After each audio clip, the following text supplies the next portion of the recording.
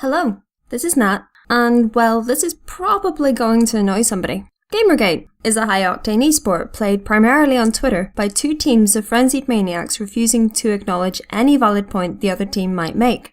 And you can disavow any of your teammates at any time if you think they've said or done something that goes too far. But you cannot allow the other team to do that. If you let them do that, then you might have to tone down your outrage and consider what they were saying in the first place. The game is played mainly on Twitter, where profound and philosophical discourse is exchanged in 140 characters, or less.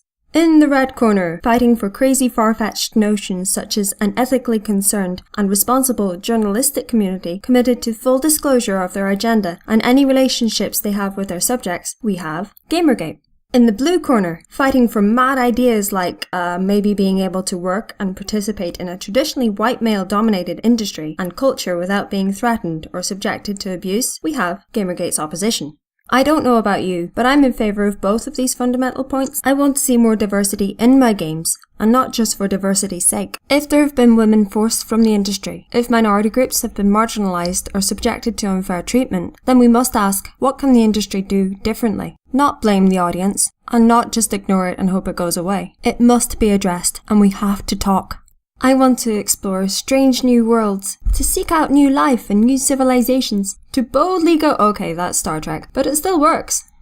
That's the reason I play games, plural, not just one game. If I only wanted one kind of game, I'd still be loading Commando on my Commodore 64 because I love that game. Rob Hubbard is an awesome composer and you should really listen to his stuff. Anyway, slight tangent, I want the new, but, and this is one Kim Kardashian style, super mega ultra huge butt of an internet demolishing hyperbole.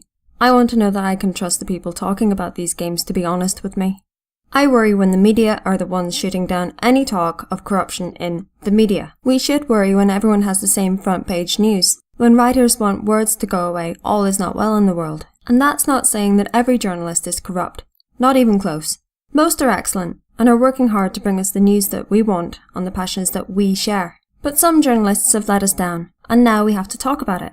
I want to know that your friend made a game. I already trust your opinion, and if you tell me that it's your friend who made this game, I'm more likely to want to find out about it, not less. Our media cannot dismiss a group and its grievances, otherwise we have to question what minorities we are going to look out for. Just the ones we like? Because that sounds very misguided and dangerous to me.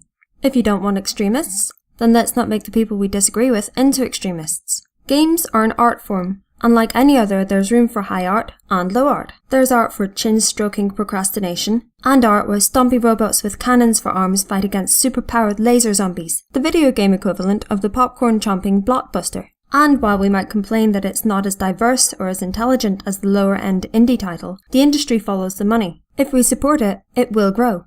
Look at survival horror, a genre declared all but dead a few years ago. Now, thanks to indie developers, it's back and responsible for some of the most intriguing psychological games produced.